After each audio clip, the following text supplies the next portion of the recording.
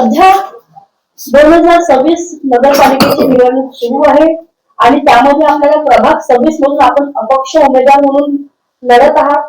भाऊ, काय आपले असे मुद्दे आहेत, काय आपला असा उद्देश आहे ते घेऊन आपण रणांगणात आलेले आहे? नमस्कार, मी मुकेश प्रल्हादराव गजबी. मी इंजिनिअरिंगचं शिक्षण घेतलेलं आहे आणि एक सुशिक्षित उमेदवार म्हणून प्रभाग 26 मधनं अ गटामध्ये इकडनं उमेदवारी लढवत आहे आणि माझं चुनाव चिन्ह नारळ आहे.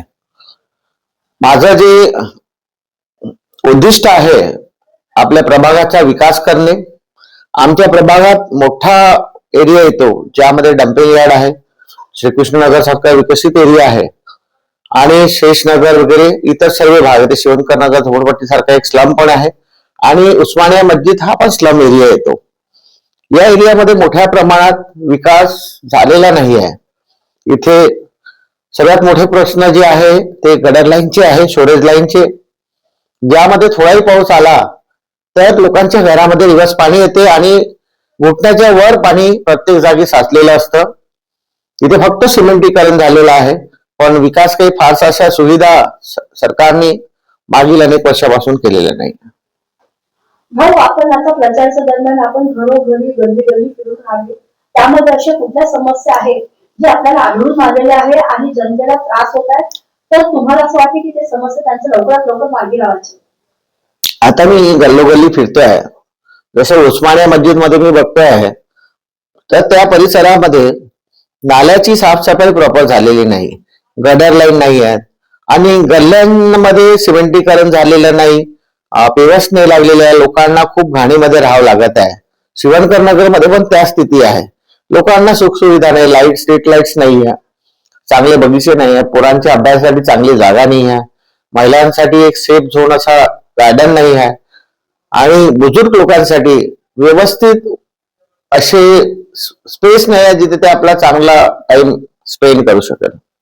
भाऊ, प्रचाराच्या दरम्यान आपल्याला आपल्या प्रभागाच्या जनतेचा भरपूर असा प्रतिसाद मिळत आहे, भरपूर आपल्याला प्रेम दाखवत आहे, कारण आपलं काम पाहून. भाऊ, असं काय आपण जनतेला आश्वासन द्याल आणि त्यांची ते आश्वासन पूर्ण कराल? जनतेने जर मला निवडून आणलं तर मी मोठ्या प्रमाणात जे माझ्या एरियामध्ये स्टोरेज लाईनचा प्रॉब्लेम आहे तो सॉल्व्ह करीन. जी पुराणी 35 वर्ष पुराणी गटर लाईन आहे ते पूर्णपणे नाकाम झालेली आहे. थोडाही पाऊस आला की लोकांना बाथरूम मध्ये रिवर्स पाणी येतं, ते सगळ्यात मेन प्रॉब्लेम आहे माझ्या एरियामध्ये. त्यानंतर जी नळ लाईन टाकलेली आहे त्याच्यामध्ये बिल खूप येतात आणि पाणी कमी येते, रेग्युलर येत नाही, कमी वेळ येते. लोकांना पाण्याची खूप टंचाई आहे. बऱ्याच जागी बघतो मी टँकरद्वारे पाणी सप्लाय करायला लागत आहे. जर मी इथे नगरसेवक निवडून आलो तर मी माझ्या प्रभागाला टँकर मुक्त करायचा पूर्ण प्रयत्न करीन.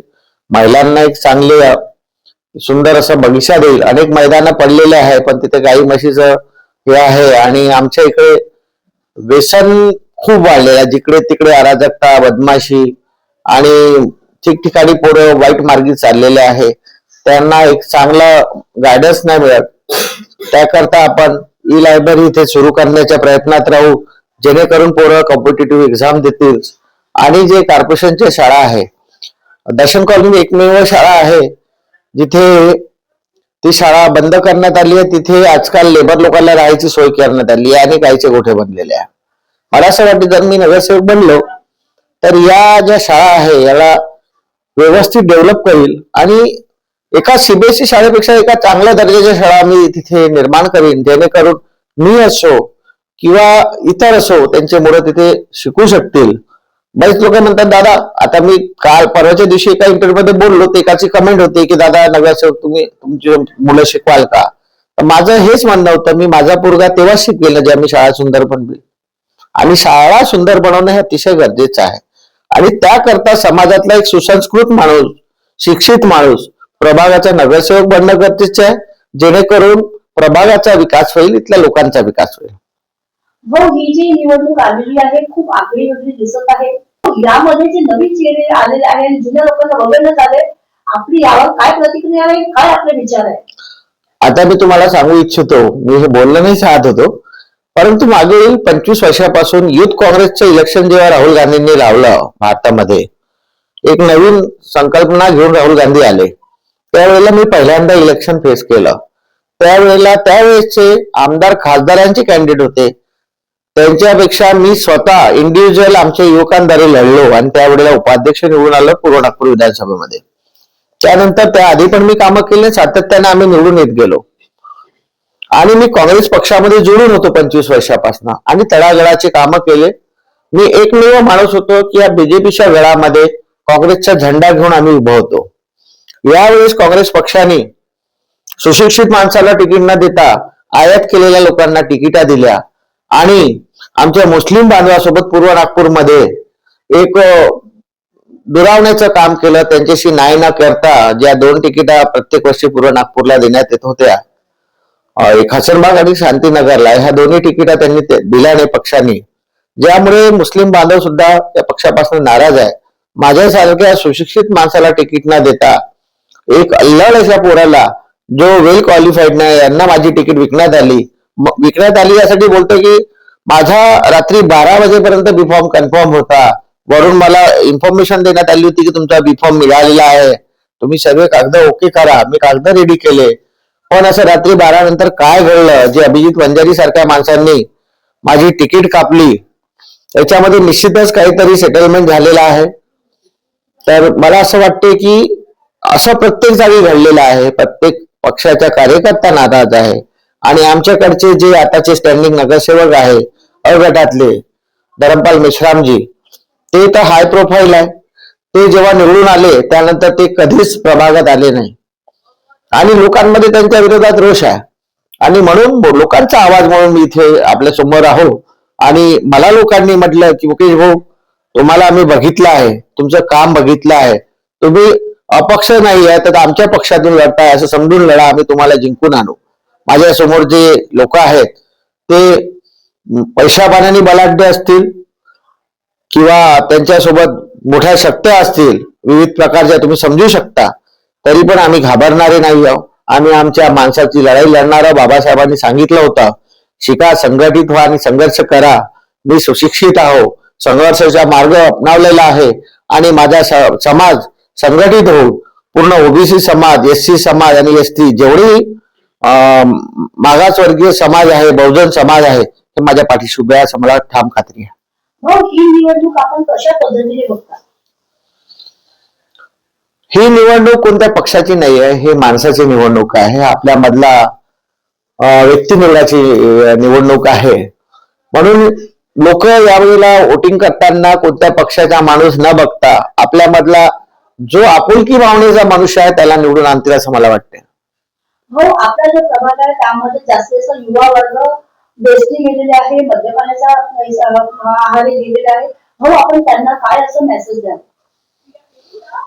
बघा, जेव्हा एक आई आपल्या मुलाला घडवते, लहानपणापासून त्याला चांगलं घडवायचा प्रयत्न करतो, पण त्यावेळेला काय होतं, जो मुलगा जेव्हा एखाद्या वाईट माणसाच्या संगतीत गेला, त्याने जर वाईट माणसाला फॉलो केलं तर तो वाईट संगतीत जातो आणि वाईट संगतीत गेला की तो व्यसनी होतो. व्यसनी झाला की घर बर्बाद होतो. त्या आई वडिलांचे आयुष्य बर्बाद होते, त्यांचे जीवनभर त्या मुलाचा मागे घालवलेला वेळ बर्बाद होतो. तो एकटा बर्बाद नाही होतो, त्याचा पूर्ण परिवार बर्बाद होतो. म्हणून मी युवकांना विनंती करतो की मित्रांनो, तुम्ही आपल्या परिवाराकडे बघा, जे आई वडील आपल्याला लहानचं मोठं करतात त्यांच्याकडे बघा. व्यसन तुम्हाला थोड्या वेळचं सुख समाधान देऊ शकते. तुम्हाला जर कोणतं टेन्शन असेल तर तुम्ही टेन्शन पिल्याने, व्यसन केल्याने दूर होत नाही. व्यसन तेवढ्यापर्यंत जेवढ्या वेळ करता तेवढ्या वेळेस तुमचं दुःख दूर होते, कारण तुम्ही म्हणजे स्वतःच्या ह्याच्यात नसता. पण जेव्हा तुमची ते नशा उतरते पुन्हा तुमचं टेन्शन ऍजिटेट राहते. म्हणून व्यसनी बनवू नका.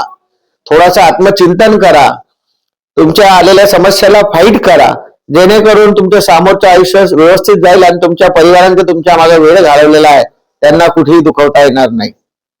हो, आपण आता प्रभागाच्या जनतेला या निवडणुकीच्या अनुषंगाने काय असं मेसेज द्या, काय असं आवाहन कराल?